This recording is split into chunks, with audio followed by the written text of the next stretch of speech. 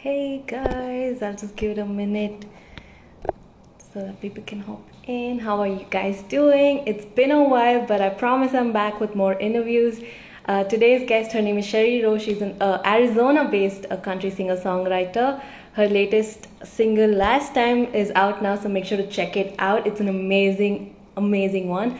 I'll be talking to her more about it and a lot more, so stick around. And if you have any questions, do drop them in. Let me know where you're tuning in from. I'll just give it a minute so people can hop in. Hey Sherry, I'll just give it a minute. It's been a while, but I promise I'm back with more lives and interviews and all that good stuff. Let's just go ahead and add her.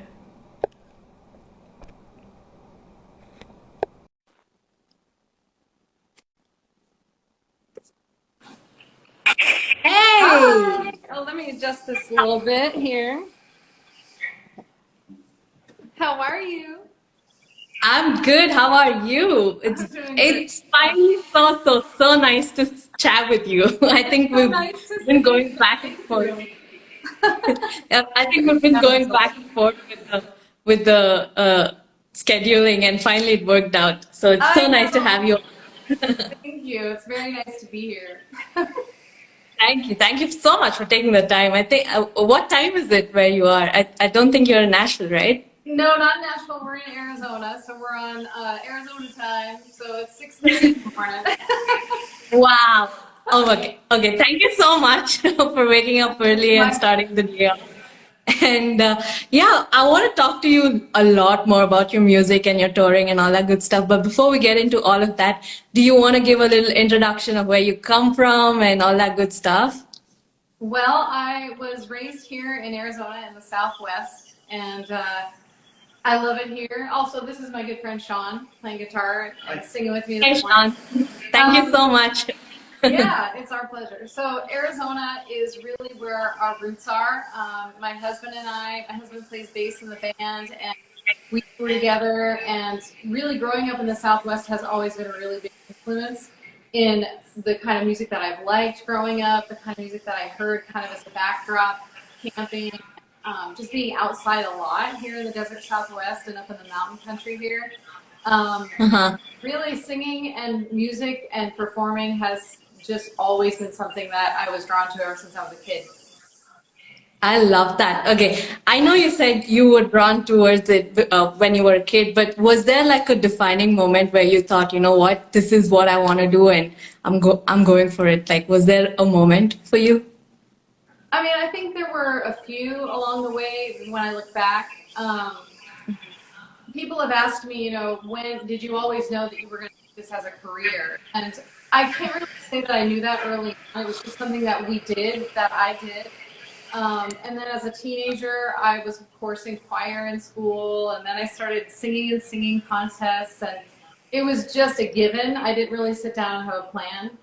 And then Right. I sang in church with my sister and my sister-in-law, and I think that was one of the defining moments because I think in that moment I really started to understand the power of that relationship between being on Right. the platform and being a listener, whether that's in a congregation or in a crowd at a show. There's a very powerful thing that happens, even if it's just one song. You may have 3 or 4 minutes, but those 3 or 4 minutes Right. are a relationship. And so that's Yeah. really when I sort of really knew that I wanted to be able to be in that spot and have that relationship with people. And Mm-hmm. then started to write a little bit more. And honestly, doors just started to open. I started to meet producers, songwriters, began to build relationships in Nashville in the industry, and toured and sang for a while with my sister and sister-in-law, and performed in church and across the country, and then landed in country music because that's very natural for me. So, I love that. I love that. And growing up, like, who are your idols? Like, who are you looking up to and who are you listening to? well, it's funny. I have a lot of different influences. I would say because growing up and kind of like imagine just going for drives, in the evening with my family. I remember my dad listening to really classic country, Yes. Patsy Cline and Johnny Cash, and Waylon, and Yeah. those influences. I feel like that's that kind of. I'm still drawn to that kind of sound because it's part of who I am now. And then I have an older brother who listened to classic rock. So I was also, when we were going camping, and I was hearing the Eagles, and I was hearing that harmony. And Yeah. I mean, even the Eagles, even though they were a classic rock band, definitely had a country feel Fun. to what they Yeah. did. And then now I would say I'm still drawn to the harmonies of like Little Big Town and groups like that because of singing with my family. And as a songwriter, I would say Miranda Lambert. She writes with Natalie Hemby a lot, and I feel Yeah. like she has such a way of conveying emotion and being very authentic. That is so true. I mean, my story is like so similar to yours. Like Oh my dad used to listen to Waylon and Willie and all yeah. that good stuff, and my brother is into rock and punk rock and all Oh that. wow, So yeah. it's so similar.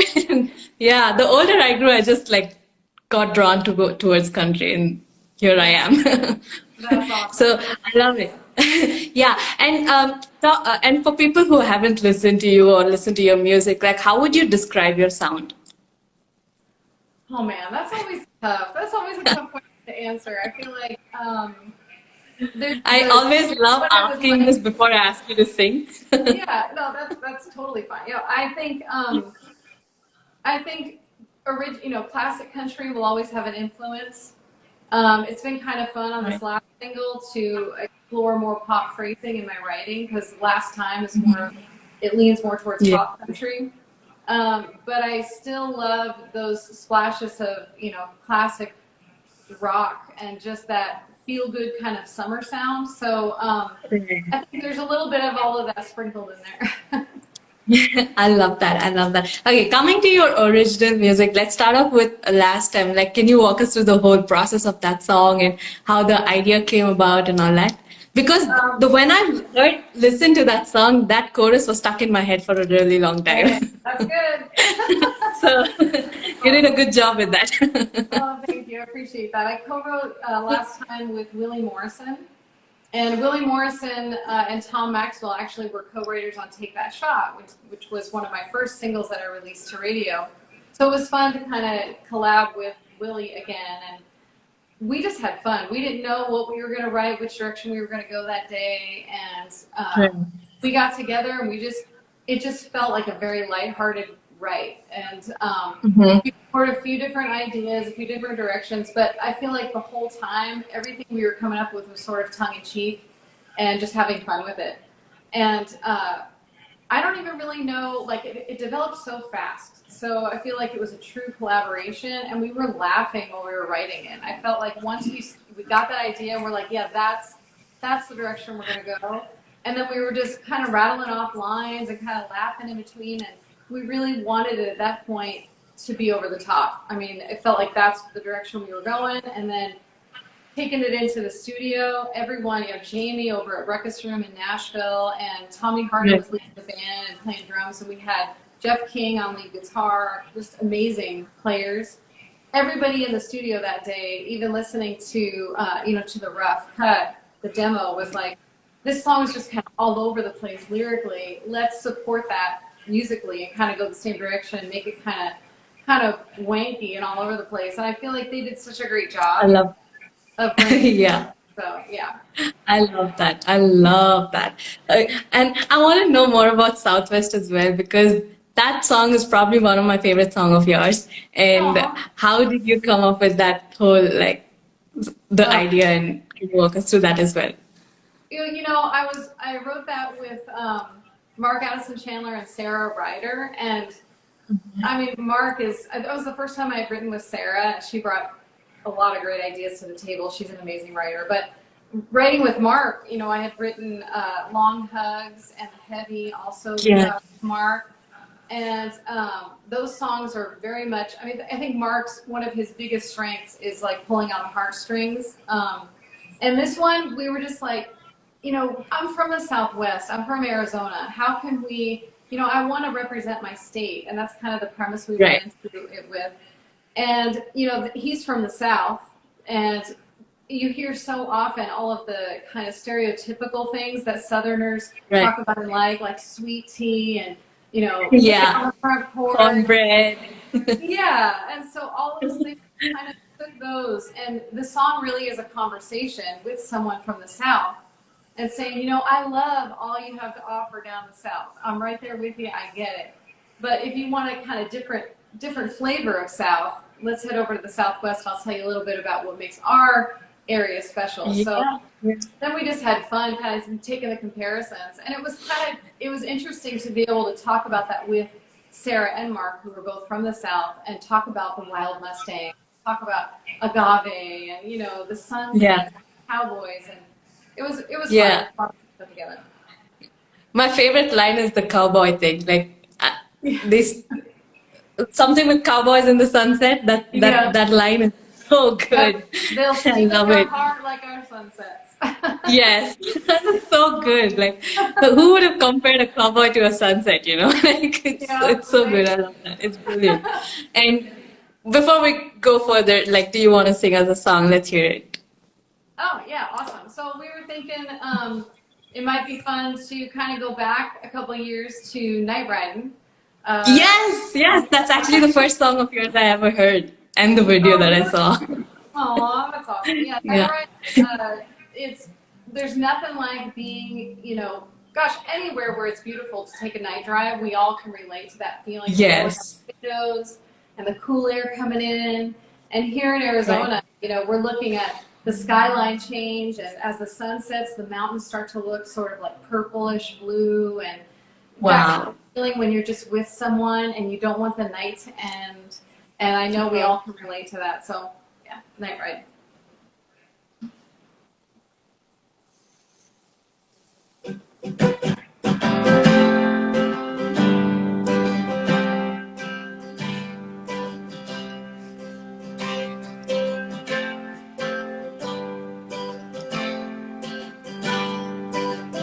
Started up, turned the key, oh, I'm thinking about you. See the light in the trees, feel the air turning cool.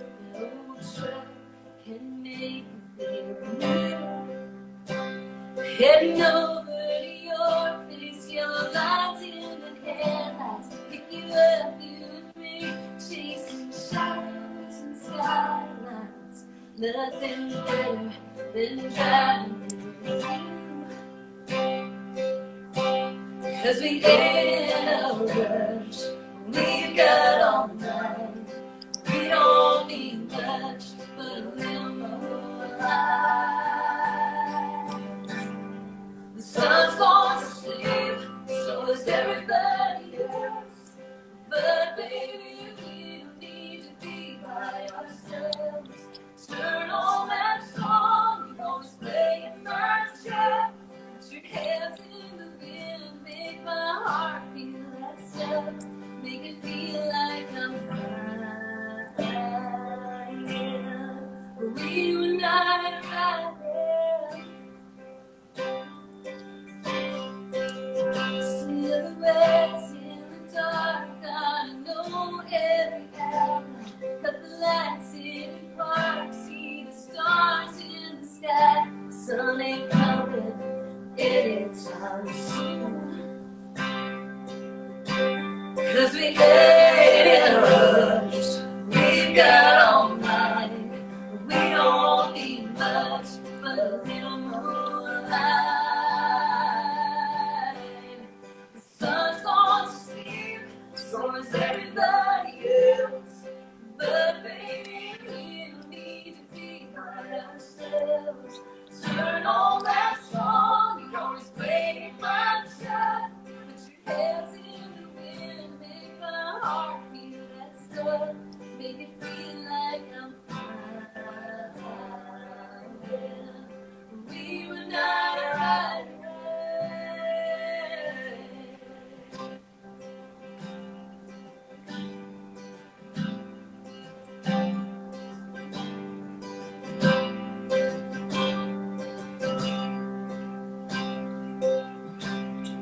The sun's gone to sleep, so is everybody else. But baby, we don't need to be by ourselves. Turn on that song, you always play my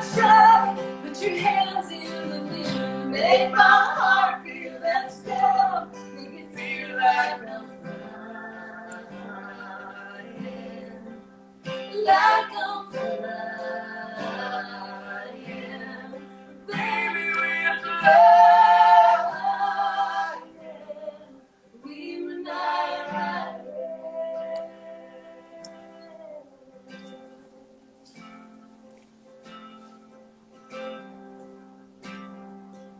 Started out, turned the key. Oh, I'm thinking about you. Hey, oh my God, that is incredible. You sound so good. I mean, I saw a comment saying great harmony, so I love it. I love it. Thank you, both of y'all. Thank you. That is amazing.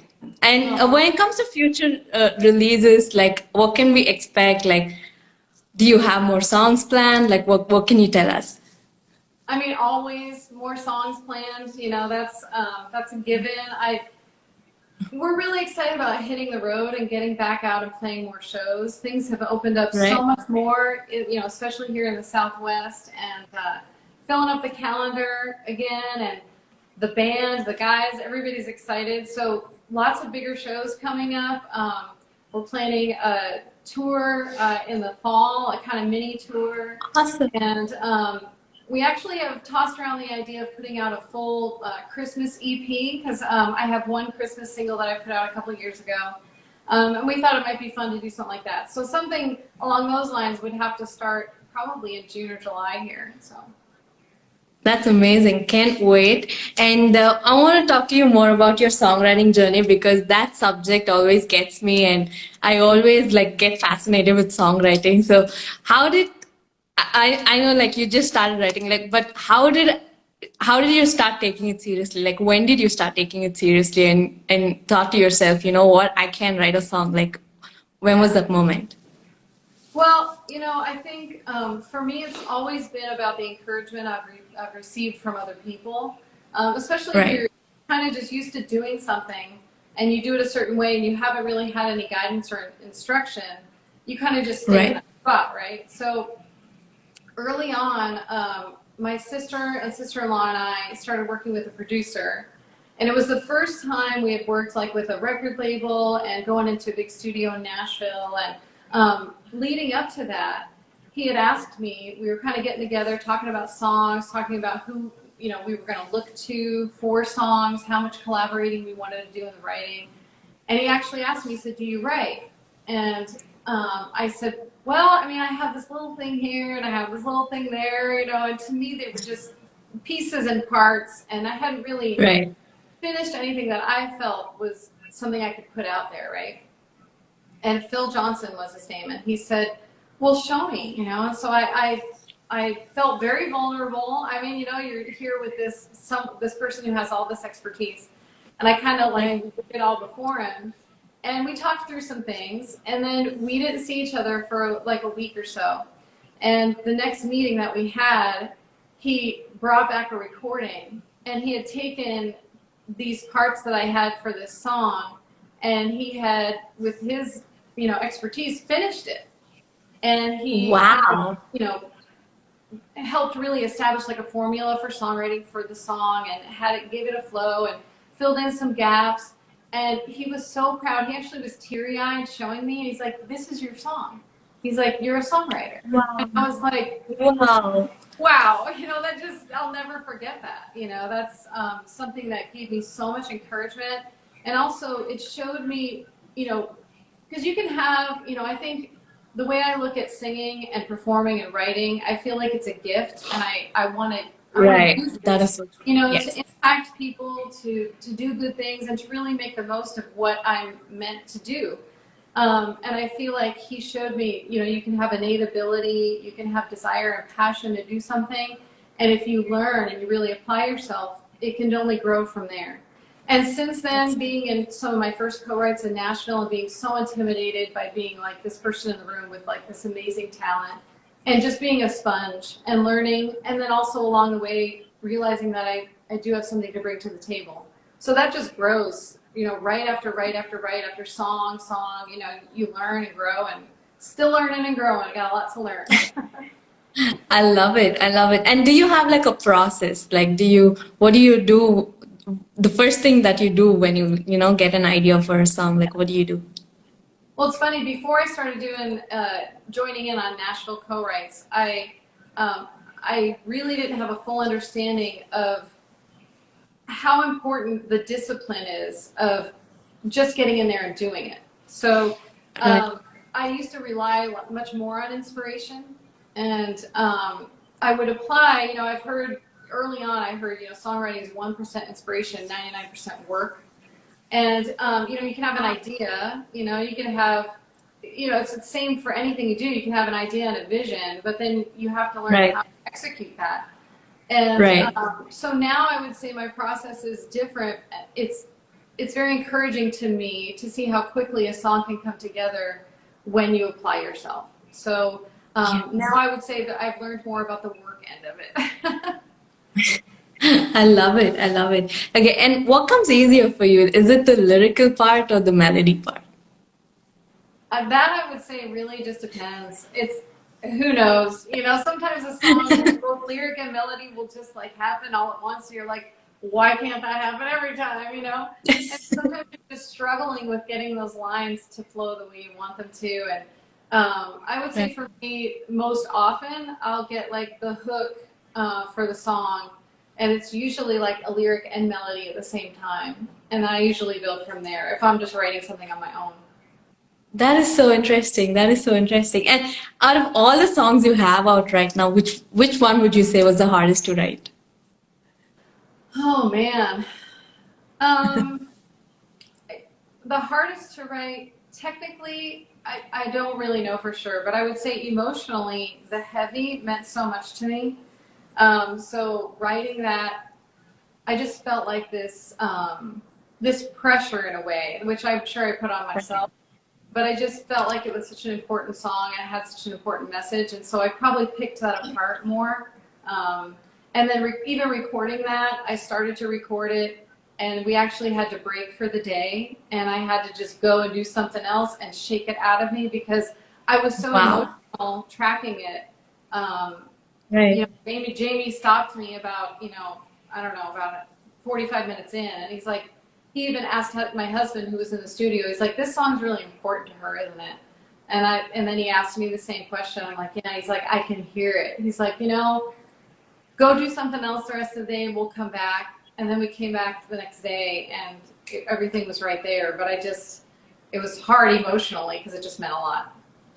Yeah, it is. And for people who don't know about that song, like, can you give us the story behind that song and what it means to you? Yeah. So Mark Addison Chandler, and Warren Garrett and I wrote that. And we were actually talking about how as artists and songwriters, very often we team up with nonprofits and charities that mean a lot to us. Because there's a lot of things as musicians we can't do hands-on, but we can definitely shine a light on some of the great things that people are doing. And we were talking about how that isn't like just PR and press for us. Like those causes mean a lot to us. Those people who are being impacted by those causes mean a lot. Right. And for instance, Scott Foundation is an organization that I've worked with a lot and represent. And they help foster kids. And I was sharing with Mark how, I'll see these kids at an event that we're scheduled to play at, and I'll meet some of the kids who are just coming into the program. And because it's a few years, they have an impact in these kids' lives for a few years. And these young people are coming in, and when I first meet them, they don't make eye contact. They're just kind of slumped over, and they don't really talk much. And you can just feel the weight that they're carrying from the different things they've been through. And then I'll see them maybe 6 months later at another event, and they've been shown that they have purpose. They've been loved. They've found a community and a family. They've been given skills. They're finding their talents. And they're just upright, and they have a sparkle in their eye, and they're smiling. And we hear all these background stories, and we were saying how each of us, when we leave those events, we carry a little bit of heaviness with us because we realize, we're representing this, and these are real people, and these are real stories, and some of this stuff is just, it's hard. And we talked about how we can each have an impact, all of us, musicians, not musicians, whatever, wherever we are in life, we can bring that light. And that's not just shining a light, but it's bringing a lightheartedness in whatever way we can to someone's load that they're bearing, you know, on their own, and joining with them and helping them out. So we wrote that long before the pandemic started. And then when the world turned upside down, it was time to put that song out. And I just felt that's not like the timing was meant to be, for sure. I love that. And thank you so much for, using your platform and, being a part of nonprofits. Like that warms my heart, like someone said. So thank you so much for doing your part. And that's amazing. And thank you for sharing your story. Absolutely. Thank you so much for all the support, for so long. Of course. You have been awesome Of course. in my corner. And I just love it that you're helping get the music out where you're from. That's awesome. Yeah, of course.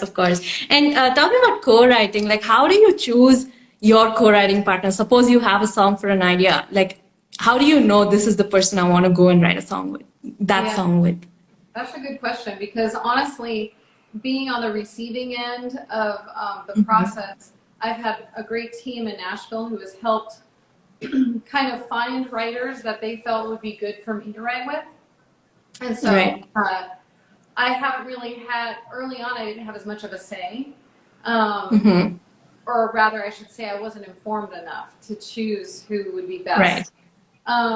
But more recently, as I'm developing relationships with everybody does have a different style, and some things that just, like I was saying, Mark, even though we co-wrote Southwest together, he's so strong in these messages like the heavy and long hugs. Like his heart just comes out, and he has such a way of helping to draw that out of me.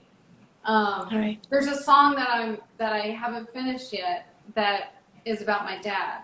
And my dad is no longer with us. He passed away in 2005.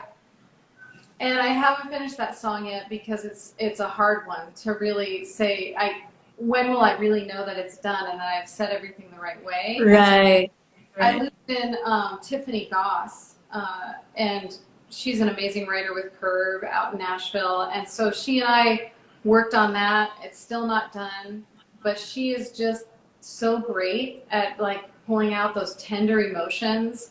And she and I cried so much in the co-write. We were both getting so choked up. And so hopefully we'll sew that one up. I can't wait to put that one out. I'm not sure when it'll be ready, but someday. I'm sure it'll be worth the wait. And I can promise you I'll start crying too. So I'm a sucker for sad songs and songs that can make me cry. So I'm all in. And I'm right there with you. Do you have a dream collab to write a song with? Do you have a dream person you want to write a song with? I mean, I've said it so many times in interviews. Eventually, hopefully she's going to hear this at some point and be like, sure, let's write a song. Natalie Hemby is just an amazing writer, in my opinion, and she's an amazing artist. But she's written some of the biggest hits that you hear on radio, and she's written amazing songs for her own projects. She's collaborated with so many people, and that would be my dream co-write, Natalie Hemby. Sure. I love that. Okay, let's just put it out there. Let's see what happens. And let the universe do its thing. I love it. When it comes to touring, you've toured international. I was reading an article about you, and you've toured in Poland. How did that happen? And can you tell us the experience that you've had over there? Oh man, the circumstances leading up to that were so amazing. I wish I had time to tell you the whole story. It's kind of a long one, but long story short, and this will kind of maybe be a teaser for another interview at some point down the road. But long story short, a mutual friend connected me and the band and my husband with someone who found out that they were long lost heirs to the throne and that they were royalty in Poland. Wow. Yes. So he's the one who organized the trip. We went over, we've been there twice to tour, and we played festivals, we played at high schools, we played house shows, we played the Blue Note Jazz Pub in Poznan in the basement of a castle. We played a praise and worship set in a Catholic cathedral. The people of Poland were so responsive to everything we brought, and I still talk with fans who have become friends over there. Wow. So hopefully now that hopefully the world is opening up more, and it'll be safe for us to go back, because that's somewhere we definitely want to go again. I love that. And hopefully you add India to the list. So Yes, that that would be amazing. I would love that. we would love to have you on. Like I'm hoping something happens and I'm able to get artists and come and play a tour in India. Like that'd be so crazy because none of the country artists have come here. So y'all can be the opening thing, the starting. I would love that. I would love that too. And talk about more about touring. Like you shared stages with some of the biggest names in country music, Jimmy Allen, Wynonna Judd, and so many more. So how was that experience and what are the thoughts that going through your head like when you're on these big stages? Yeah. I mean, those opportunities obviously they're amazing. And I think the thing that stands out across the board is that everyone that I have met has been so encouraging, Mm-hmm. has had nothing but nice things to say and being supportive. Wynonna Judd, I leaned in for a picture with her, and there were a lot of people around her, and it was kind of chaotic. And so I was just trying to be respectful. So I kind of leaned in, and then I wanted to lean out right away. And she kind of pulled me back in, and she's like, Wow, that is so "Don't sweet. stop doing what." She's like, "Don't stop doing what you're doing." He's like, "Don't ever let anyone steal your joy." And she was just like Oh my whispering all these God. words of encouragement to me. And everyone's just been so kind and supportive. That's what I found across the board. And I'll do we'll do our set, and then I'll be standing side stage watching them take, center stage for the main act. And I've asked myself, what gives artists like Reba and Wynonna and some of these people that we've opened up for have been around for a long time, what has given them the longevity that they have in their career? And I would say across the board, they have integrity. They're very kind and supportive of other artists and people in general. And they just didn't stop. There are a lot of obstacles, no matter what we're doing, that we come across. Right. So I think staying focused and not getting discouraged, and just knowing that if you have a passion to do something, you have to just continue doing it, regardless of what you may encounter along the way. Yes, yes, I needed to hear that. So thank you so much. Yeah. I love that. I love that. And do you have like a favorite venue that you performed at? Well, speaking of the Wynonna show, that we played the Fox Theater in Tucson, and I think that was one of my favorites because there's nothing quite like being in a beautiful theater. I mean, the ceiling is beautiful. Everything's just, you're looking everywhere, and it's just magnificent. But the crowd is there, and I love festivals. I love the energy of festivals, but having a crowd like really listening to, you can share a little bit more about the songs and the backstory behind the songs, and I always love. that was definitely one of my favorites. And they were there to see Wynonna, but they were so supportive of us, and it was great to be able to share in kind of more of an intimate setting. That is amazing. I love that. And do you have like a bucket list venue that you want to perform at? Oh my gosh. Probably of course, the Grand Ole Opry and the Ryman. Yeah. Yeah. Whenever I ask this, I always say, except the Ryman and Opry. Like, what's your bucket list venue? Because that's a given. Yeah, no, those are definitely the ones. And then I think, regardless of where the stage is or what the venue is beyond those two iconic places, I think it's just bigger crowds and collaborating with other artists. Right. Recently, it'd be really fun to play an awards show. Not necessarily like to get the award, but that feeling, the excitement, the red carpet, and then everyone's performing and everyone's celebrating each other, and that just seems like an amazing night. Yeah, I love that. I mean, I've never heard someone say an award show, so that's a new one. I love it. I love it. And because everybody is so excited about each other, and there's just such an energy. Right. And everyone gets to play dress, all that. For sure, for sure. And do you have like a post-show ritual? Like, what do you guys do after a show? Oh man, what do we do after a show? Well, if it's a show in Arizona, I would say very often we get In-N-Out Burger. That's like you get a burger and fries and a Coke. So there's something about In-N-Out Burger after you've just been That's a sitting. West Coast thing, right? In and out Yes, is a it West is. Coast thing, right? It is a West Coast thing, yeah. So that's probably my favorite fast food to get after a gig.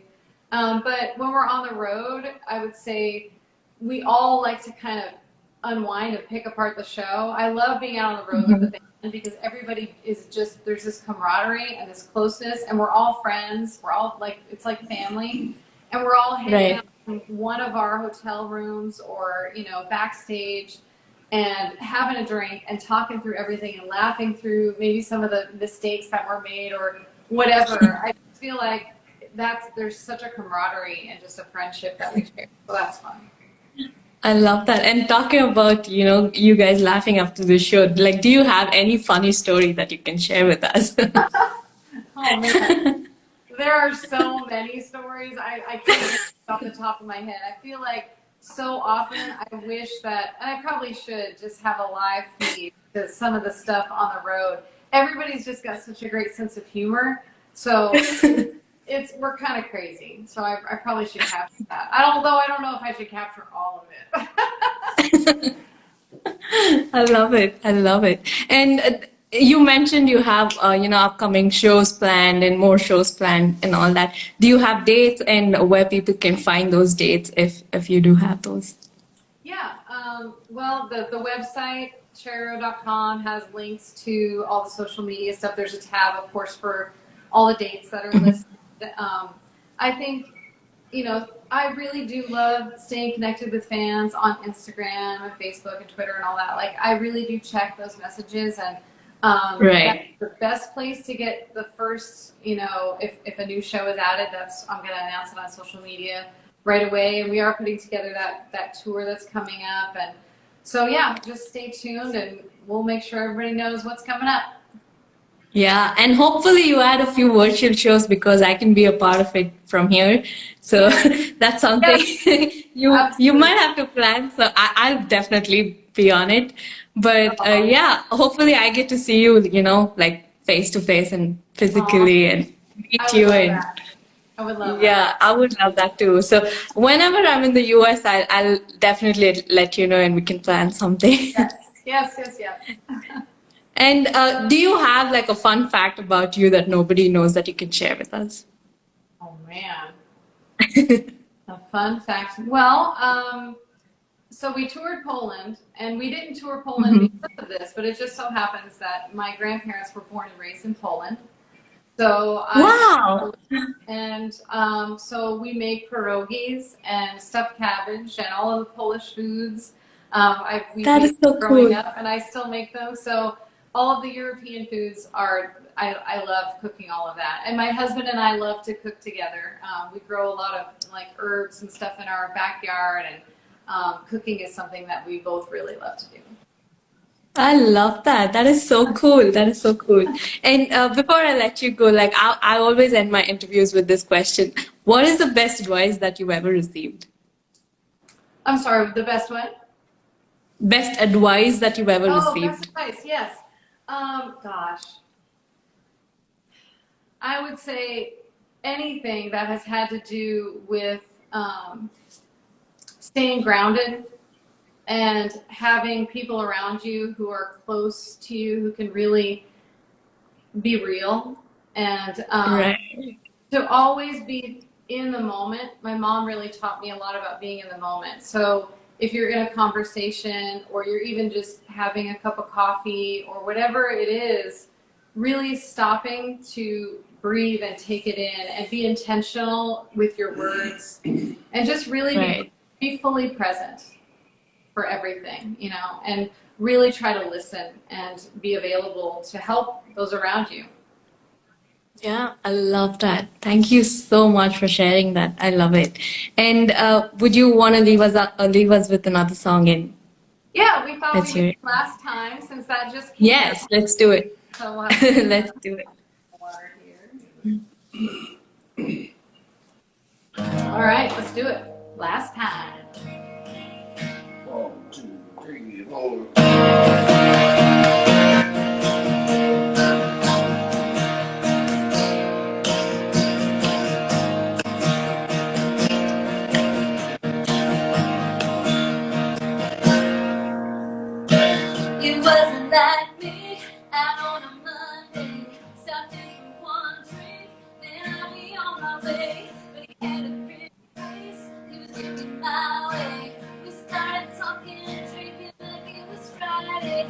first girl to leave this party, so I jumped up on his Harley, end up at a liquor store. Next thing I know, he pulls a gun, he's got a bag of money, and he's running, screaming, baby, let's go.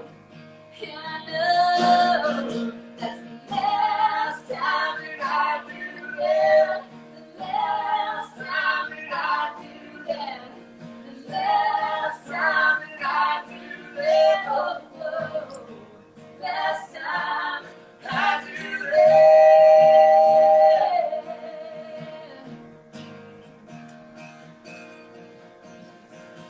Because of Vegas, just the girls and me. I brought some pocket change to pay the slot machines. Feeling lucky, I got a hot hand. Turning pennies and nickels into a Benjamin. 2 days of 20, 20 turned to 50. I was feeling like a millionaire. I doubled down and lost it all, but I already sold my car. How the hell did I get here? One thing's clear, that's the last time that I do that. The last time that I do that. The last time that I do that. Oh, oh. Last time I do that.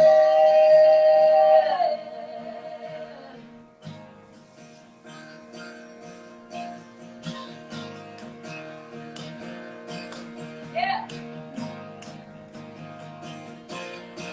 That's the last time that I do that. The last time that I'll do that. The last time that I do that. The last time that I do that. That's the last time that I do that. Oh, oh, oh, I do that.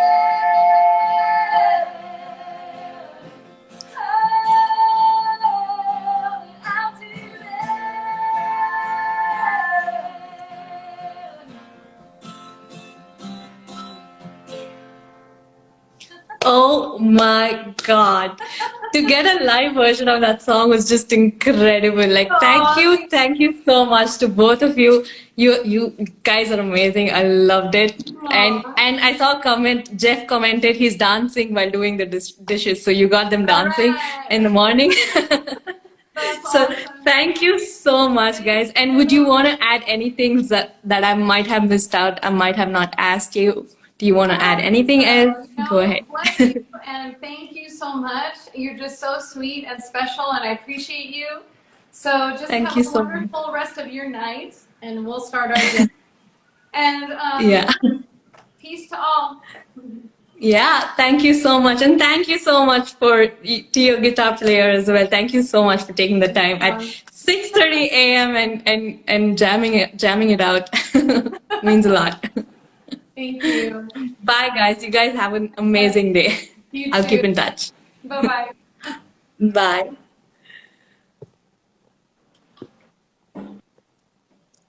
So that was Shari Rowe, guys, all the way from Arizona. Huge shout out to Corpia for helping me fix this up. And I'll be back with more interviews. And thank you so much for everybody who's tuned in. Jeff and Kelsey, thank you so much, guys. And I'll see you guys soon. Thank you.